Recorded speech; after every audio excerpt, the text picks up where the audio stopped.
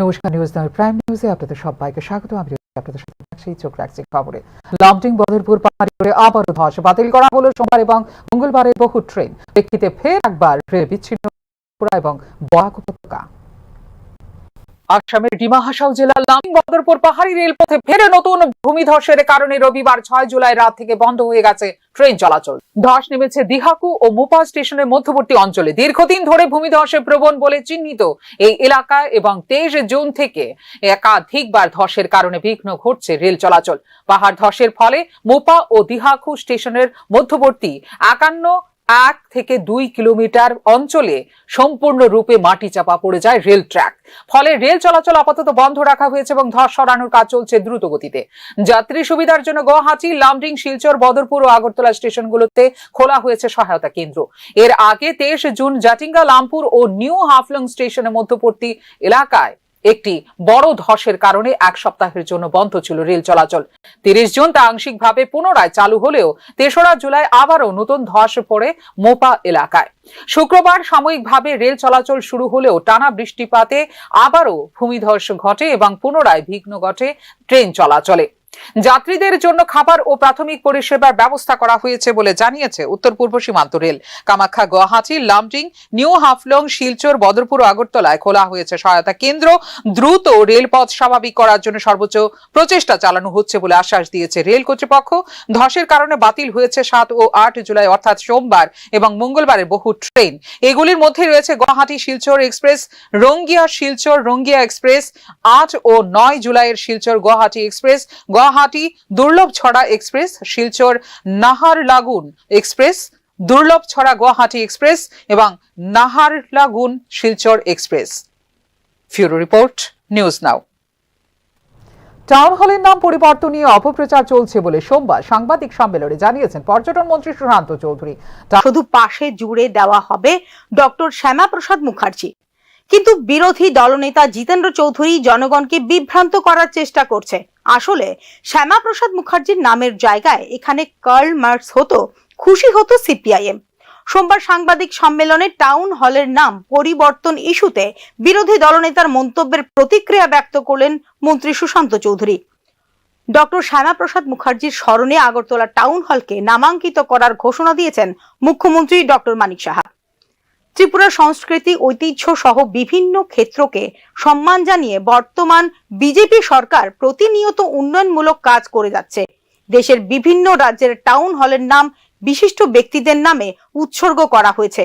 তার বিভিন্ন উদাহরণ জনসমূহে রয়েছে। তাহলে এই বিষয়টিকে নিয়ে বিরোধী দলনেতা জিতেন্দ্র চৌধুরী কেন জনগণের মধ্যে বিভ্রান্ত তৈরির চেষ্টা করছেন? প্রশ্ন তুললেন পর্যটন মন্ত্রী সুশান্ত চৌধুরী। ব্যাপক মানুষের সমর্থন নিয়েই পাল্টানো হয়েছে আগরতলা টাউন হলের নাম, দাবি করেন তিনি। তার প্রচার প্রসার, তার ব্যাপ্তি যেভাবে ছিল বিগত দিনে, ডক্টর শ্যামাপ্রসাদ মুখার্জির নামটা জুড়াতে তার আরো সম্মান বৃদ্ধি পেল জাতীয় স্তরে, রাজ্য স্তরে, এবং টাউন হলের নাম অবলুপ্ত হবে না। জাস্ট ডক্টর শ্যামাপ্রসাদ মুখার্জির নামটা সঙ্গে জুড়ে দেওয়া হবে, doctor Shyamaprasad Mukherjee town hall. এখানে যারা বলছে যে টাউন হলের নামটাকে মুছে দিয়ে ডক্টর শ্যামাপ্রসাদ মুখার্জি হল হিসেবে পরিণত হবে, এটা নয়, এটা বিভ্রান্তিকর, এটা নেতিবাচক এবং এটা মানুষকে গোয়েবলসীয় কায়দায় বিভ্রান্ত করার জন্য করা হচ্ছে। সে গোয়েবলসীয় কায়দায় বিশ্বাস না করে, যেটা মাননীয় মুখ্যমন্ত্রী ঘোষণা করেছেন, এবং আগামী দিনে এই শ্যামাপ্রসাদ মুখার্জির নাম যুক্ত হওয়ার ফলে এই টাউন হলের যে প্রচার প্রসার সেটা আরো বৃদ্ধি পাবে জাতীয় স্তরে, সেটাই আমরা আশা রাখছি। সাংবাদিক বন্ধুদের যদি কোনো প্রশ্ন থাকে সেটা করতে পারেন।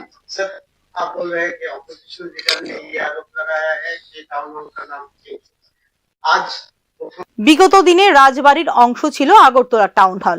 একে লালবাড়ি বলা হতো। পরবর্তী সময়ে এটি ভেঙে নির্মিত হয়েছে টাউন হল।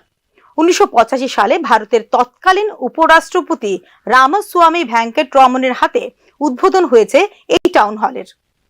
সিপিআইএম এর আমলে কেন রাজ পরিবারের কোনো রাজার নামে এই আগরতলা টাউন হলের নাম নামাঙ্কিত করা হয়নি?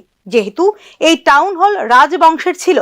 আসলে বিরোধী দলনেতা জিতেন্দ্র চৌধুরী জনগণকে ভুল তথ্য দিয়ে বিভ্রান্ত করছেন।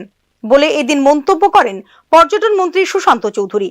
রাজনৈতিক স্বার্থ চরিতার্থ করার জন্য ভুল মন্তব্য করছেন বিরোধী দলনেতা জিতেন্দ্র চৌধুরী। তাই আপামর জনগণকে ভুল মন্তব্যে না জড়ানোর জন্য আবেদন জানিয়েছেন মন্ত্রী Sushanta Chowdhury. Bureau report, news নাও।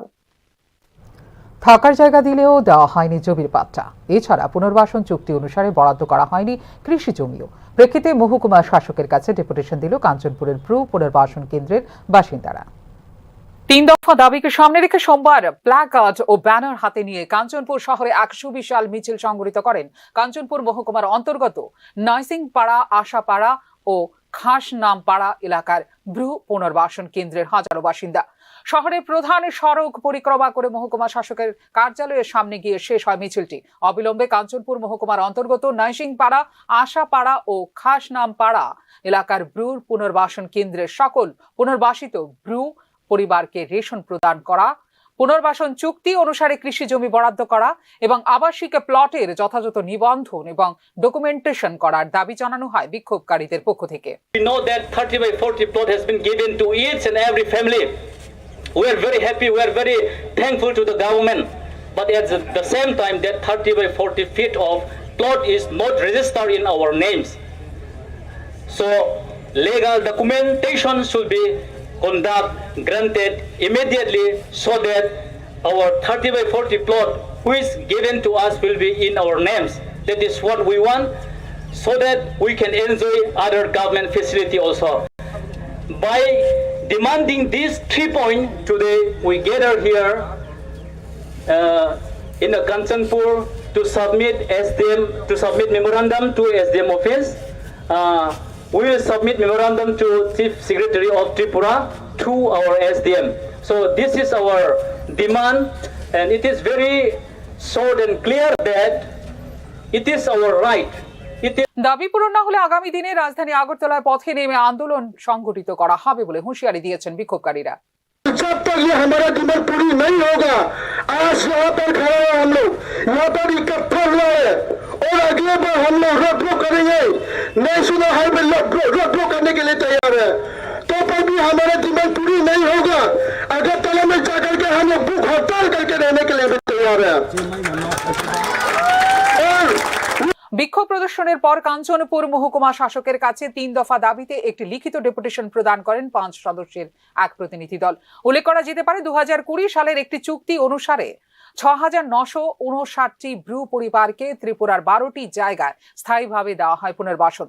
তাদেরকে বিনামূল্যে রেশন ছাড়াও প্রতি পরিবার পিছু দেওয়া হয় 5,000 টাকা। ঘর তৈরি করার জন্য জমির পাশাপাশি প্রতি পরিবার পিছু দেওয়া হয়েছে 1.5 লক্ষ টাকা। এছাড়া প্রতি পরিবার পিছু দেওয়া হয়েছে 4 লক্ষ টাকার ফিক্সড ডিপোজিট। ত্রিপুরার স্থায়ী বাসিন্দা হিসেবেও তাদেরকে স্বীকৃতি দিয়েছে রাজ্য সরকার। Bureau report, news now. Agartala town হলের নাম পরিবর্তনে রাজ্য সরকারের সিদ্ধান্তের বিরোধিতা করল শরিক তিপ্রা মথা। একই সাথে অবৈধ বাংলাদেশি ইস্যুতে বৃহত্তর আন্দোলন সংগঠিত করার হুমকিও দিল মথা।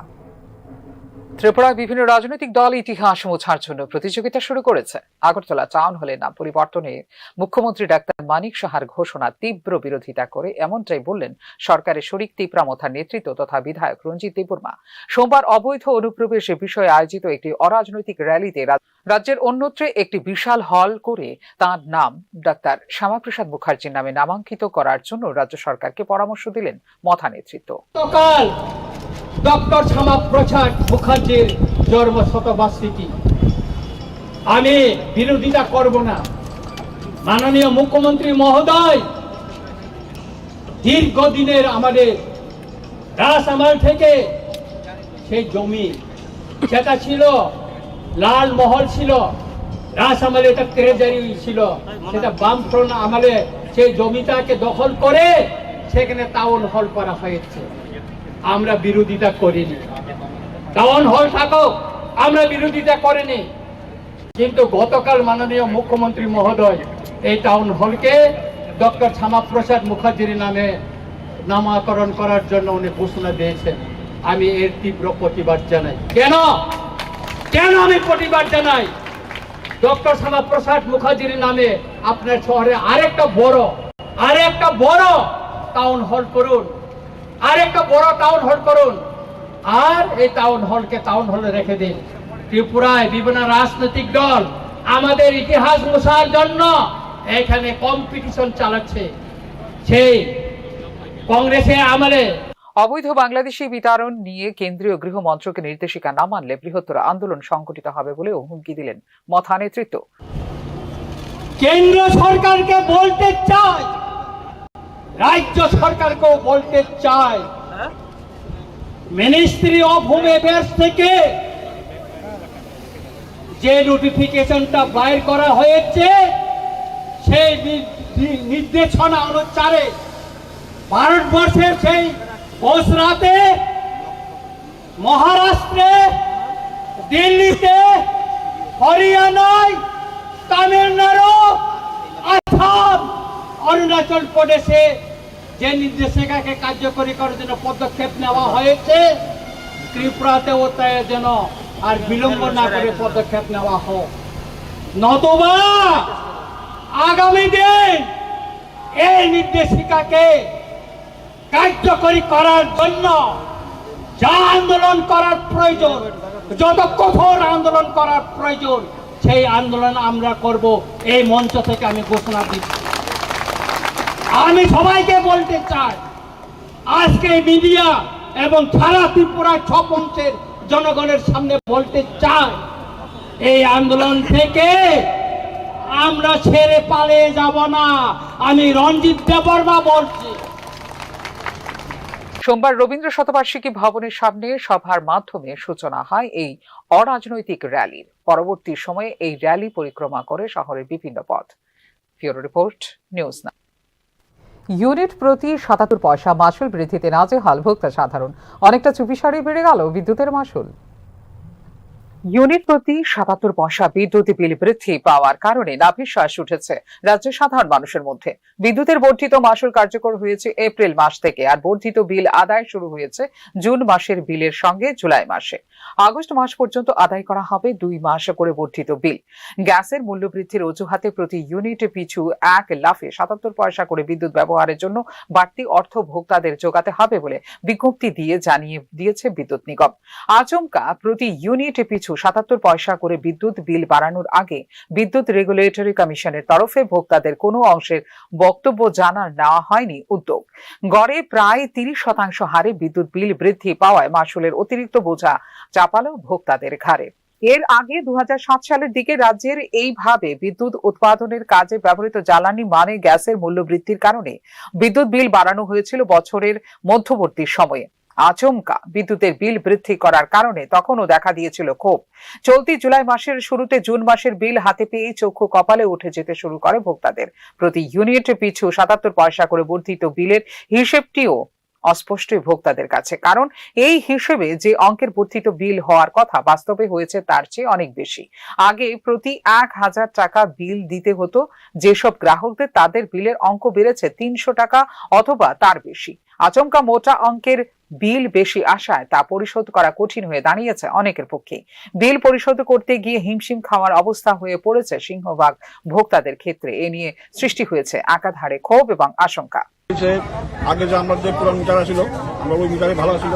এখন স্মার্ট মিটার লাগানোর পরে অনেক বিল আছে। আমরা অফিসে 10-12 জন গেছিলাম 2 তারিখ, যাওয়ার পরে আমরা এই যে কথাই আমরা কইতেছি যে আমরা ইলেকট্রিক চালাইতে এই কারণে আমরা বিল উঠতেছে। কিন্তু বললাম স্যার আগে আমরা যেভাবে চালাইছি এইভাবে চলতে, এখন কি বিল বেশি উঠতেছে। আমরা এই স্মার্ট মিটার চাই না। আমরা ওই মিটারে দেওয়া হোক, তাহলে আমাদের আন্দোলন চলবে। আগে পুরান মিটার সবাই চাই। মিটার ব্যবহার বাবদ মাসিক ভাড়া এবং স্থায়ী বিলের হার মাসিক ন্যূনতম ৩০ টাকা থেকে শুরু করে কয়েক হাজার টাকা পর্যন্ত হওয়ার বিষয়টি নিয়েও ক্ষোভ রয়েছে সাধারণ মানুষের মধ্যে। খোদ রাজধানী শহর আগরতলা সহ প্রায় সর্বত্র নিরবচ্ছিন্ন বিদ্যুৎ সরবরাহের কোনো ঠিক ঠিকানা নেই বিদ্যুতের নির্দিষ্ট ভোল্টেজের। একবার বিদ্যুৎ সংযোগ বিচ্ছিন্ন হলে তা পুনরায় চালু হওয়ার কোনো নির্দিষ্ট সময় থাকে না, তার উপর নির্দিষ্ট পরিমাণ ভোল্টেজ থাকে না। ফলে বিদ্যুৎ যন্ত্রণার পাশাপাশি নষ্ট হয় নানা ধরনের বৈদ্যুতিক ও বৈদ্যুতিন যন্ত্রপাতি। এ নিয়ে রাজ্য বিদ্যুৎ নিগম ও দপ্তরের কোনো ভ্রুক্ষেপ নেই বলে অভিযোগ ভোক্তাদের। এর ওপর আবার মোটা অঙ্কের বিল বৃদ্ধি মোটেও কাঙ্ক্ষিত নয় বলে ক্ষোভ রয়েছে ভোক্তা সাধারণের মধ্যে।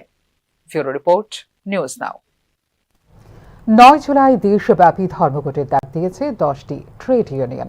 একে সমর্থন জানিয়েছে সিটু এবং সিপিআইএম। সোমবার বিকেলে বন্ধের সমর্থনে আগরতলায় মিছিল সংগঠিত করল সিটু ত্রিপুরা রাজ্য শাখা। মিছিলে অংশগ্রহণ করেন প্রাক্তন মুখ্যমন্ত্রী মানিক সরকারও। অফিস লেনে সিটু রাজ্য দপ্তরের সামনে থেকে শুরু হয়। শহরের বিভিন্ন পথ পরিক্রমা করে প্যারাডাইসের চৌমুহনীতে সভার মধ্য দিয়ে শেষ হয় মিছিল। মিছিলে বক্তব্য রাখতে গিয়ে খার্চি উৎসব বন্ধের আওতার বাইরে থাকবে বলে জানিয়েছে সিটু নেতৃত্ব। দেশব্যাপী ধর্মঘট, এটা শুধু রাজ্যের ধর্মঘট না। তবু আমরা বলছি, কারো উৎসব অনুষ্ঠানে বাধা দেওয়া আমাদের কার্যক্রমটা সেটা আমরা করিও না। খার্চিতে যে সমস্ত যানবাহন চলাচল করবে, খার্চি বা সেখানে দোকানপাট যেগুলো, এগুলি আমরা ধর্মঘটের আওতার বাইরে থাকবে। আমরা তাদের কোনো ডিস্টার্ব করবো না, এগুলো ধর্মঘটের আওতার বাইরে থাকবে। কাজে এই প্রসঙ্গ আর উঠতে পারে না। আমরা আবেদন জানাবো যে এই আগামীকাল এবং পরশু আপনার পাশে যারা আছে সকলকে বুঝান, কথা বলুন, আলোচনা করুন, যাতে এই ধর্মঘটকে একটা সর্বাত্মক রূপ দিয়ে আমরা সফল করতে পারি। এই আশিস দাস হত্যাকাণ্ডের ঘটনায় বিশেষ তদন্তকারী দল গঠন করার জন্য রাজ্য পুলিশ মহানির্দেশকের কাছে ডেপুটেশন প্রদান করল প্রদেশ কংগ্রেস। একই সাথে প্রশ্ন তুলল রাজ্যের আইন শৃঙ্খলা বিষয়টা নিয়েও। ছোট সুরমার আশিস দাস হত্যা মামলার নিরপেক্ষ তদন্তের দাবিতে পুলিশ মহানির্দেশকের কাছে ডেপুটেশন প্রদান করল ত্রিপুরা প্রদেশ কংগ্রেস। ঘটনা তদন্তের সাথে একজন আইপিএস অফিসারের নেতৃত্বে এসআইটি গঠন করার আবেদন করেছেন প্রদেশ কংগ্রেস সভাপতি আশিস কুমার সাহা। সুরমার যে হত্যাকাণ্ড, আশিস দাস যাকে 17 জুন পরিকল্পিতভাবে হত্যা করা হয়েছে, এবং এই পরিকল্পিত হত্যাকাণ্ডের পেছনে যে কুশীলবদের হাত রয়েছে, যারা খুব বড় মাপে ওই অঞ্চলে শাসক দলের নেতৃত্বে বা শাসক দলের আশ্রয়ে যারা এই হত্যাকাণ্ড সংগঠিত করেছেন বলে ওই আশিস দাসের পরিবারের পক্ষ থেকে যে অভিযোগ উঠে এসছে, এই অভিযোগ মূলে আমি ডিজিপি সাহেবকে একটা চিঠি দিয়ে একটা এসআইটি গঠন করার জন্য, স্পেশাল ইনভেস্টিগেশন টিম গঠন করার জন্য, যার নেতৃত্বে থাকবে একজন আইপিএস অফিসার।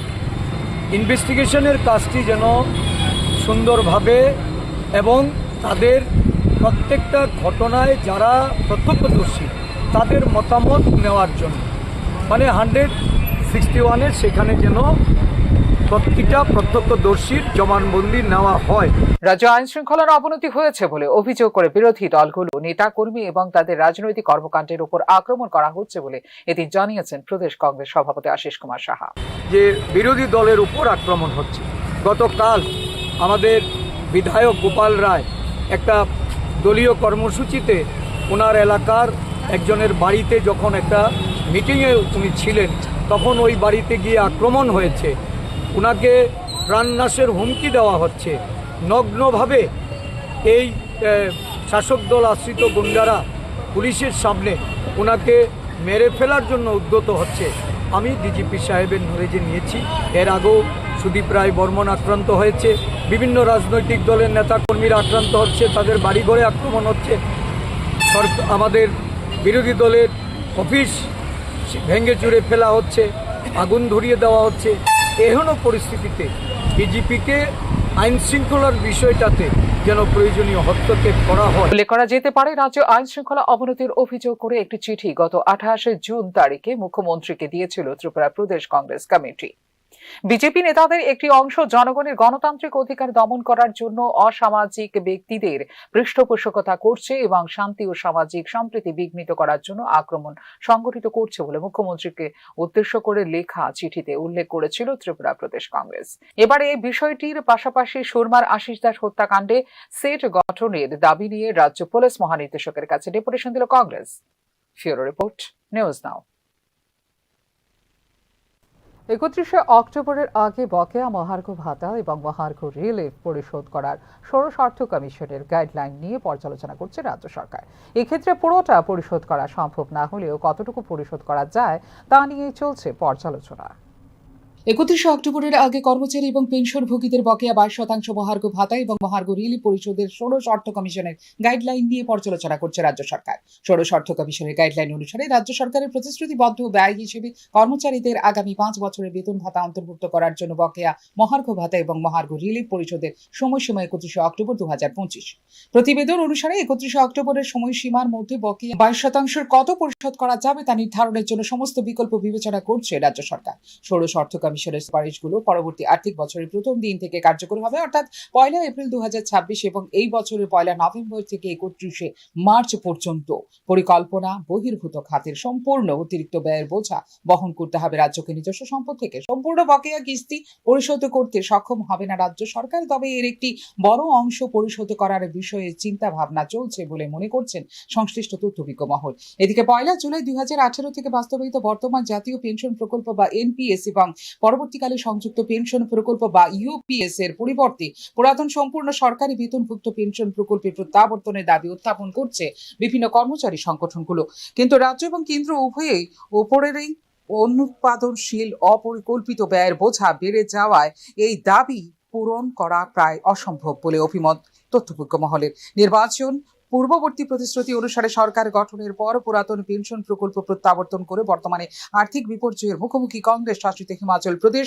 এছাড়াও শিক্ষক ও কর্মচারীদের 5 বছরের জন্য স্থির বেতন রাখার প্রথা বাতিল করে তাদের চাকরিতে যোগদানের তারিখ থেকে পূর্ণ বেতন প্রদানের দাবিও রয়েছে কর্মচারী মহলের। এই দাবিও পূরণ হওয়ার সম্ভাবনাও অনেকটাই কম, তবে বকেয়া জিএর অতিরিক্ত কিস্তি দেওয়ার জন্য বিস্তারিত হিসাব রক্ষণের কাজ চলছে এবং 31 অক্টোবরের সময়সীমার আগে সেগুলির অনুমোদনের জন্য আলোচনা পর্যালোচনা করছে রাজ্য সরকার। Bureau report, news now. 2 মাস 13 দিন পর মাতা ত্রিপুরা সুন্দরী মন্দিরের প্রণামী বাক্স খোলা হয়েছে সোমবার সকাল 9টা থেকে। প্রণামী গণনা শুরু হয়েছে। নিরাপত্তা ও সুশৃঙ্খলভাবে গণনা প্রক্রিয়া চলছে বলে জানিয়েছে মন্দির কর্তৃপক্ষ। এদিন খোলা হয় 14টি প্রণামী বাক্স এবং একটি সিন্দুক। গণনার কাজে 18 জন কর্মী নিয়োজিত আছেন। প্রাপ্ত প্রণামী মাতা ত্রিপুরা সুন্দরী মন্দিরের সেবার কাজে, মন্দির পরিচালনা এবং উন্নয়ন কার্যক্রমে ব্যবহৃত হবে বলে জানিয়েছে গোমতী জেলা প্রশাসনের আধিকারিকরা। মার্কিন ডলার থেকে বিভিন্ন দেশের মুদ্রা পাওয়া গেছে মাতাবাড়ির প্রণামী বাক্সে। ভুটান, বাংলাদেশি, নেপাল সহ একাধিক দেশের মুদ্রা পাওয়া গেছে প্রণামী বাক্সে। তাতে স্পষ্ট যে মাতাবাড়িতে মায়ের দর্শনের জন্য আসছেন বিভিন্ন দেশের পুণ্যার্থীরা। গণনার কাজ সুষ্ঠুভাবে সম্পন্ন করতে জোরদার করা হয়েছে নিরাপত্তা ব্যবস্থাও। ভক্ত সমাগম বাড়ছে মায়ের মন্দিরে এবং পর্যটন ক্ষেত্রে এবং এই পুণ্যার্থীদের যে এই ভিড়, এটা আমাদের রাজ্যের পক্ষে একটা শুভ সংকেত। আমরা আশা করব ভবিষ্যতে আমাদের রাজ্য, দেশ এবং দেশের বাইরে থেকে আরও পুণ্যার্থীরা আসবেন এবং পর্যটন ক্ষেত্রে আমাদের রাজ্য একটি তীর্থভূমিতে পরিণত হবে। স্যার, কয়টা প্রণামী বাক্স আজকে খোলা হয়েছে স্যার? আজকে 14টা প্রণামী বাক্স এবং একটা বড় লোহার সিন্দুক খোলা হয়েছে। মোট 15টি। মোট 15টা সিন্দুক সহ এবং 14টা প্রণামী বাক্স, মোট 15টা খোলা হয়েছে। নিরিচে এই মুহূর্তে একটা ছোট্ট বিজ্ঞাপন বিরতি। বিরতির পর ফিরে আসবো নানা খবরের সঙ্গে থাকবেন। আপনি দেখছেন নিউজ নাও, আমরা জানি কোনটা খবর। একটু চেষ্টাতেই দুল লেগে যায় নববধূর কানে। একটু চেষ্টাতেই মানিয়ে নেওয়া যায় বিবাহিত জীবনে। নানা অনুভূতি জড়ানো বিয়ের গয়না। শ্যাম সুন্দর কোম্পানি জুয়েলার্স। আপনি দেখছেন নিউজ নাও, আমরা জানি কোনটা খবর। বিরতির পর স্বাগত। চোখ রাখছে অন্যান্য খবরে। জনজাতিদের অধিকার হরণ এবং বন উজাড় করে সাব্রুমের লুধোয়া পাওয়ার প্লান্ট স্থাপনের পরিকল্পনা নিচ্ছে রাজ্য সরকার বলে অভিযোগ করল কংগ্রেস। এক্ষেত্রে বন উজাড় হয়ে যাওয়ায় ভারসাম্য নষ্ট হচ্ছে প্রকৃতির বলেও মন্তব্য কংগ্রেসের। বন মহোৎসব উপলক্ষে সোমবার চারাগাছ বিতরণ করা হয় ত্রিপুরা প্রদেশ কংগ্রেস ভবনে। জনজাতিদের বনাধিকার হরণ এবং বন উজাড় করে সাবরুমের লুটুয়ায় 194 একর জমির উপর পাওয়ার প্ল্যান্ট স্থাপনের পরিকল্পনা নিচ্ছে রাজ্য সরকার। ত্রিপুরার মতো রাজ্যের জন্য এই ধরনের পরিকল্পনা কতটুকু বাস্তবসম্মত তা নিয়ে এদিন প্রশ্ন তুলেন প্রদেশ কংগ্রেস নেতৃত্ব। অধিকার কংগ্রেস মনমোহন সিং করেছিল, সেই বন আইন অধিকার আজকে আদিবাসীদের মধ্যে দেওয়া হচ্ছে না। 2 নম্বর হচ্ছে, কিছুদিন আগে আমি দেখলাম সাবরুমের লুঠুয়া একটা গ্রাম আছে, এখানে 194 একর এই জায়গাটা চা বাগান ছিল। এই জায়গাটাকে বিজেপি সরকার লিজ নিয়ে এইখানে পাওয়ার প্ল্যান্ট করার জন্য প্রচেষ্টা চলছে। আমি জানি না এটা করাটা কতটুকু ভালো হবে। এইভাবে সারা রাজ্যের সহ সারা ভারতবর্ষের মধ্যে আদিবাসীদের জমি দখল করে বিজেপি বিভিন্নভাবে আদিবাসীদেরকে করছে। এখান থেকে রাজ্যে বন উজাড় হয়ে যাওয়ায় নষ্ট হচ্ছে প্রকৃতির ভারসাম্য। এক্ষেত্রে বন্যপ্রাণী বিশেষ করে হাতি লোকালয়ে চলে আসায় দুর্ভোগের শিকার হচ্ছেন মানুষ বলে উল্লেখ করেন প্রদেশ কংগ্রেস নেতৃত্ব। বন যেভাবে ধ্বংস হচ্ছে এদিকে খেয়াল রাখার দরকার। আমি আগেও বলেছি, বন্য হাতি প্রকাশ্য চলে আসছে। প্রত্যেক দিন আমরা দেখি বন্য হাতি, বিশেষ করে কৃষ্ণপুর বিধানসভায় যে রাস্তার উপর পড়ছে, বিভিন্নভাবে নষ্ট করে দিয়ে যাচ্ছে। এখান থেকে আমাদের রক্ষা করার জন্য একমাত্র গাছ লাগানোই আমাদের। উল্লেখ করা যেতে পারে, অবৈধ চোরাচালান ও দুর্নীতি, রাস্তাঘাটে সরকারি ভবন এবং অন্যান্য অবকাঠামোগত উন্নয়নের জন্য বনভূমি অধিগ্রহণের কারণে উজাড় হয়ে যাচ্ছে রাজ্যের বনভূমি। FSI এর রিপোর্ট অনুসারে 2021 সালে যেখানে ত্রিপুরা বনাঞ্চল ছিল 7680.08 বর্গ কিলোমিটার, 2023 সালে তা হ্রাস পেয়ে দাঁড়িয়েছে 7584.77 বর্গ কিলোমিটার। ভারতের বন জরিপ বা FSI এর সর্বশেষ তথ্য অনুসারে 2 বছরে নিট 95.31 বর্গ কিলোমিটার বনভূমির ক্ষতি হয়েছে রাজ্যে। বিভিন্ন প্রকল্পের অধীনে সংরক্ষিত বনাঞ্চলে রাবার বাগান করা হয়েছে, যার ফলেও রাজ্যে হ্রাস পেয়েছে বনভূমির পরিমাণ। ফিউরো রিপোর্ট, নিউজ নাও। সোনামুড়া মহকুমার 2টি স্কুলে শিক্ষক বদলি এবং শিক্ষক স্বল্পতার প্রতিবাদে একই দিনে সড়ক অবরোধে বসে ছাত্রছাত্রীরা। ধনপুর বিধানসভা কেন্দ্রের ভবানীপুর গ্রাম পঞ্চায়েতের উত্তর দুর্লভপুর হাই স্কুলের শিক্ষক বদলির প্রতিবাদে বৃষ্টির মধ্যে সোনামুড়া থেকে রাজনগর যাওয়ার রাস্তা অবরোধ করে ছাত্রছাত্রীরা। অপরদিকে 2 জন শিক্ষক দিয়ে চলছে স্কুল, যার ফলে ব্যাঘাত ঘটছে শিক্ষার। তাই বাধ্য হয়ে সড়ক অবরোধে বসে সোনামুড়া মহকুমার বেজিমারা হাই স্কুলের ছাত্রছাত্রীরা। পরবর্তী সময়ে সোনামুড়া বিদ্যালয় পরিদর্শক এবং কাঁঠালিয়া বিদ্যালয় পরিদর্শক ঘটনাস্থলে উপস্থিত হয়ে ছাত্রছাত্রীদের আশ্বস্ত করলে প্রত্যাহার করা হয় সড়ক অবরোধ।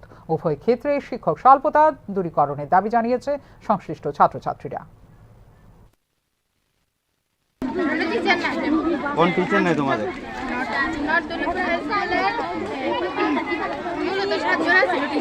এখন 2 জনের ট্রান্সফার করে দিচ্ছি, তো 5 জন টিচার কি পুরো স্কুল সামলাতে পারেনি। এখন কোন মাস্টারকে ট্রান্সফার করা হয়েছে? তোমরা কোন টিচাররা এখন সাইতে আছে এখানে? আচ্ছা, ঠিক আছে। এটা এই জন্য তোমরা প্রতিশ্রুতি নয়, করতে হবে বাস্তবে রূপান্তর। বহুদিন ধরে বেহাল দশায় পড়ে রয়েছে আসাম আগরতলা জাতীয় সড়ক। আমদানি রপ্তানির মূল করিডোর আজ মুখ থুবড়ে পড়ে রয়েছে। যেমন ক্ষতিগ্রস্ত হচ্ছে ব্যবসায়ী সম্প্রদায় গোষ্ঠী, তেমনি ব্যর্থ হচ্ছে যান চলাচলও। প্রতিনিয়ত জীবনে ঝুঁকি নিয়ে চলতে হচ্ছে সাধারণ মানুষদের, পাশাপাশি আর্থিক দিক দিয়েও ক্ষতিগ্রস্ত হয়ে পড়ছে ব্যবসায়ীরা। দীর্ঘদিন ধরে প্রশাসনের দৃষ্টি আকর্ষণের চেষ্টা করলেও কোনো হেলদোল নেই প্রশাসনের। সোমবার পানিসাগরের ক্ষুব্ধ জনগণ অবরোধ করল আসাম আগরতলা জাতীয় সড়ক। খবর পেয়ে ঘটনাস্থলে ছুটে আসে পুলিশ এবং পরিস্থিতি নিয়ন্ত্রণে আনে national highway and infrastructure development corporation লিমিটেডের ঊর্ধ্বতন কর্তৃপক্ষের আশ্বাসে শান্ত হয় পরিস্থিতি।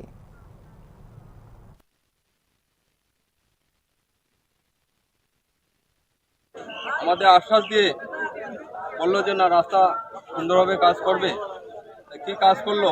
2 মাসের মধ্যেই 1 মাস বৃষ্টি খেতে না খেতেই রাস্তা সম্পূর্ণরূপে ভেঙে কৃষি চাষের জমির উপযোগী হয়ে উঠছে। চামটিলা থেকে পানিটিলা পর্যন্ত রাস্তার অত্যন্ত করুণ দশা। এখানে জাতীয় সড়কের মধ্যে আমাদের পানিসাগর বাজার অবস্থিত। পুরনো কমিটি থাকাকালীন সময়ে বেআইনিভাবে গঠিত হয় নতুন কমিটি সর্বধর্ম মিশনের, যাদের আইন ছিল সম্পূর্ণ অসাংবিধানিক এবং অযুক্তিপূর্ণ। পরে কোর্টের রায়দানের পর নবনির্মিত হয় পুরনো কমিটি। সোমবার মিশনের কার্যালয়ে এক সাংবাদিক সম্মেলনের মধ্য দিয়ে এই কথা জানান সর্বধর্ম মিশনের সেক্রেটারি সত্যজিৎ রায়।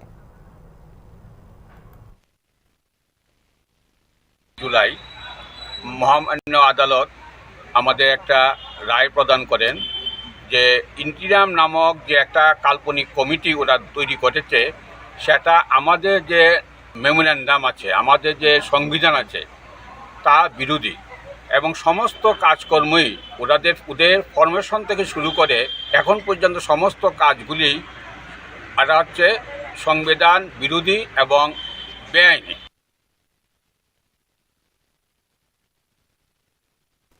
এখনকার মতো এই মুহূর্তে সংবাদ এই পর্যন্ত। অন্যান্য আপডেটস দেখার জন্য অবশ্যই নজর রাখতে হবে নিউজ নাও পর্দায়।